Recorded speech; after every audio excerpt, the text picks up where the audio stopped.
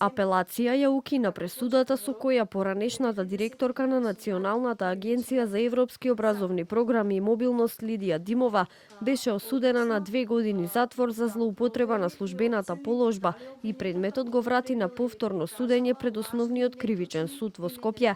Од апелациониот суд велат дека одлуката следува појавната седница одржана на 11 март годинава, на која биле уважени жалбите на ОЈО-ГОК и на обвинетата Димова. Според нив, во првостепената пресуда, нејасно е за кои дејствија е виновна Димова, а за кои дејствија е ослободена.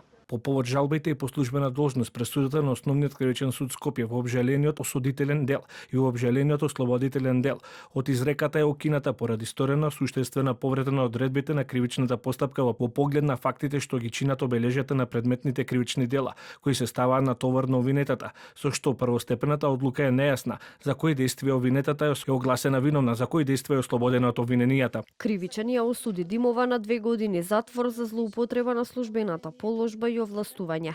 Покрај тоа имаше и обврска да надомести штета од 22,7 милиони денари на Националната агенција.